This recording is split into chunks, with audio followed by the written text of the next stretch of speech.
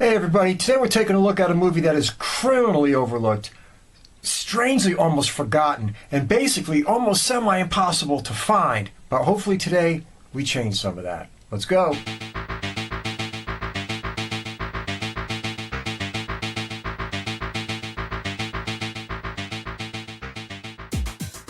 Okay, today we're taking a look back at 1987's Light of Day. Oh, this movie is so cool and so classic. You can't find it on DVD or Blu-ray nowhere, no place, but it should be, and we'll get into that later. Anyway, before we take a look at this gem, we're going to go right to the trailer as always.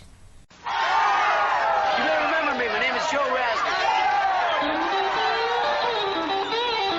Is anybody here from Cleveland? You may be hot poo back in Cleveland, but around here you're just warm snot. All right, let's not get nasty. I know the 60s must have been rough. Are you ready to party? Are you ready to rock and roll? From what I can see, you're not a fit mother.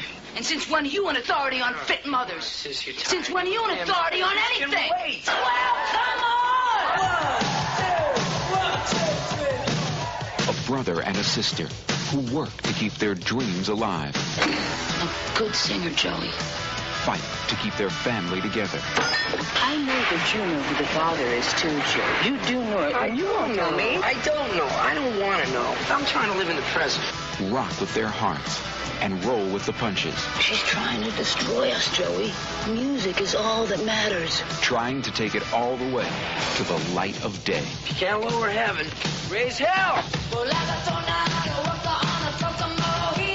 Do what you want with your life.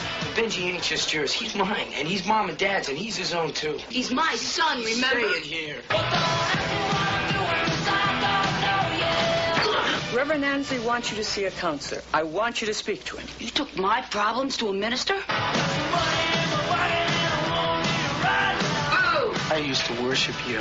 Joey, we were real close, but you didn't have the slightest idea what I was up to. Have I done anything so terrible that I can't be forgiven? No.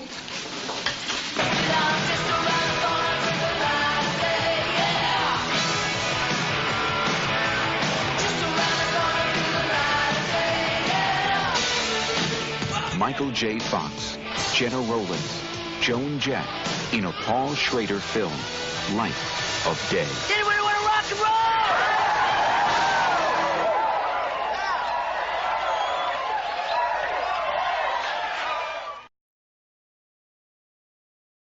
Okay, this motion picture was directed by Paul Schrader. Now, Paul Schrader, come on, man, he's had a huge career. There's no other way to look at it than that. We're talking, he's done one of my favorites, Cat People. He did American Gigolo. He did Hardcore and Forever Mine and The Comfort of Strangers and Patty Hearst and Autofocused and Dog Eat Dog. And one of these days I really have to review Hardcore with George C. Scott. That shit was fucking awesome. You never hear anybody talk about it or remember it, but we'll get there.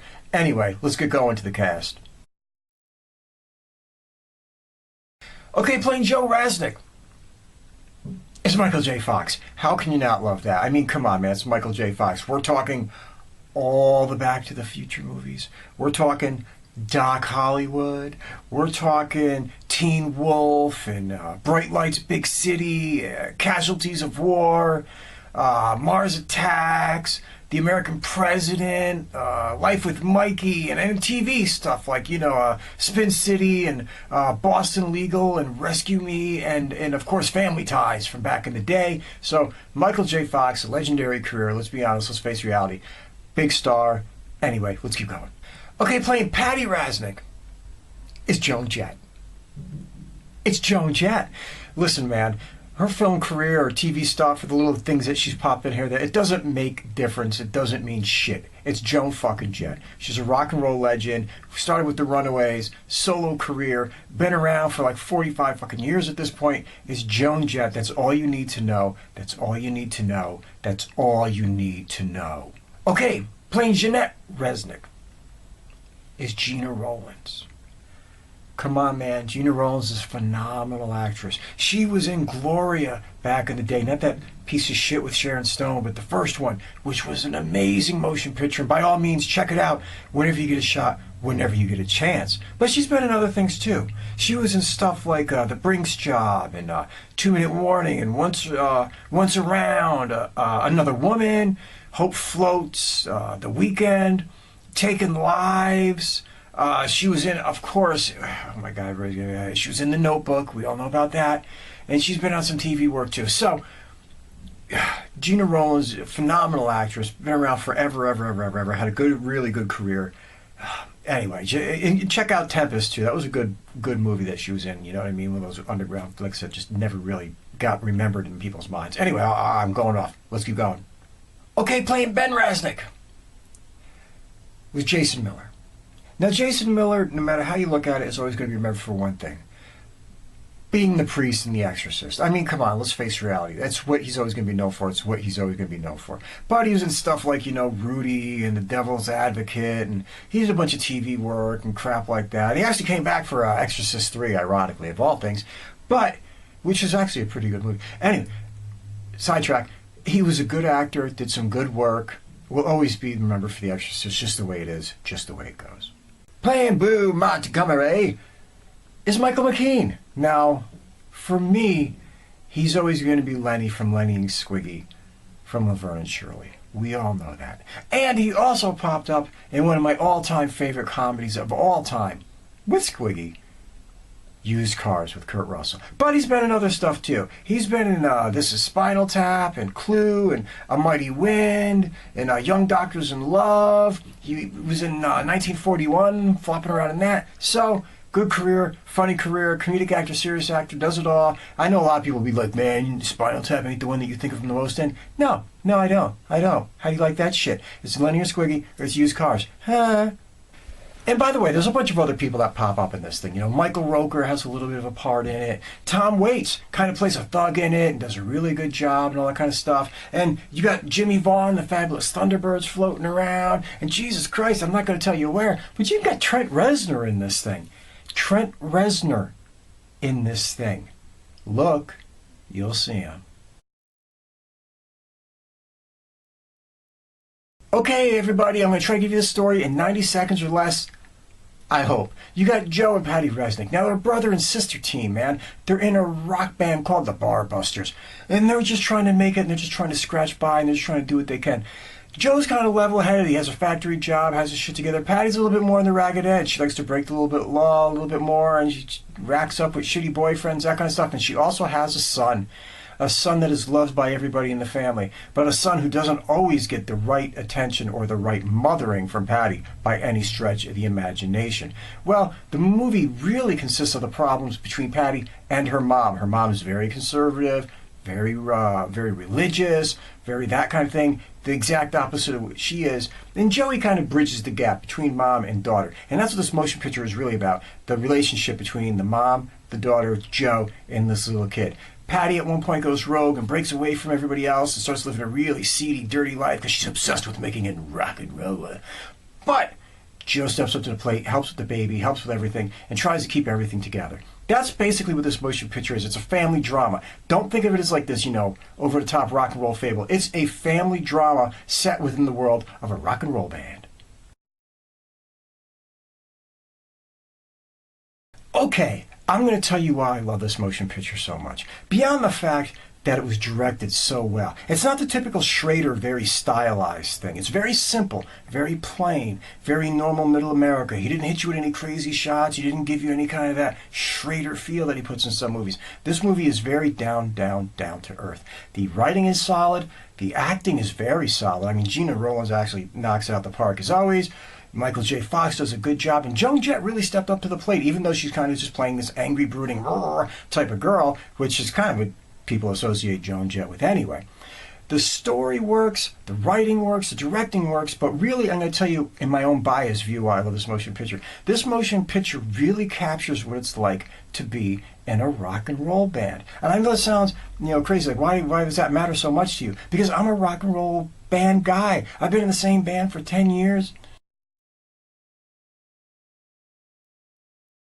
And this is really a movie that is the closest to explaining to people what it's like being in a band. Yeah, there's been movies that were bigger at it. Yeah, there's movies that had more of a wham factor on society and probably were better motion pictures, Purple Rain being the perfect example of it. But unlike a movie like Purple Rain, as iconic as much as I love it, there was things that were just out of place. Like, you never seen anybody with a day job. You never seen anybody do anything outside of band life. They walked around the street basically in costumes that they would wear on the stage. There was little things that were just a little bit, you know, not normal. But this motion picture captures what it's like for people that are in a rock and roll band. It deals with the fact that people have jobs, and people have wives, and people have duties and responsibilities, and they have varying degrees of commitment, and they have varying degrees of what they can handle and what they cannot handle. It's a great representation of real people in real bands, just trying to do real work in real bars and really doing what the job really entails. Okay, folks, by the way, this motion picture, I don't know what's going on with it because you can't find it on DVD, Blu-ray, or any of that kind of shit anywhere. It's just not available. And I used to work for a record company for years, and I know when you see shit like that happen, and that means somebody's got this thing frozen in distribution someplace, and some kind of, this one's fighting over rights, and this one's fighting over, you know, whether they can put it in the States, and this one's fighting overseas, and it just gets lost in the wayside. I don't know that for a fact. I haven't done the research into this. But usually when you see a music CD or a DVD that just can't find a home with somebody, it's because there's too many people fighting over the rights, and then they all just say, we don't care enough to fight about it, it doesn't mean enough, so it gets shelved and completely forgotten. And that is what happened to this motion picture. You can't find it anywhere. But you can, and I'm going to leave you a link below, watch it on YouTube. Yeah, it's a shitty 240p version of it, whatever it is, but you can watch it, you can have a good time, you can enjoy it. Don't blow it up to a 50-inch screen TV, just watch it on something smaller and you'll get by. And I'm going to leave that link below, by the way. I'm going to leave that link so you can look at it and watch on YouTube. People, check out Light of Day. It is such a classic motion picture, so simply done, so well done. Such a movie that is just, it's not a bunch of concert scenes with a little bit of a film in between. It's a film, a real movie with a couple little concert scenes in it. That's the movie you're getting, and that's the movie you're going to love. Check out Light of Day. Enjoy Light of Day. It's worth a look. It should be out there someplace on Blu-ray. It's not, and that's fucked up. Anyway, everybody, peace, love, joy, happiness. Rock on.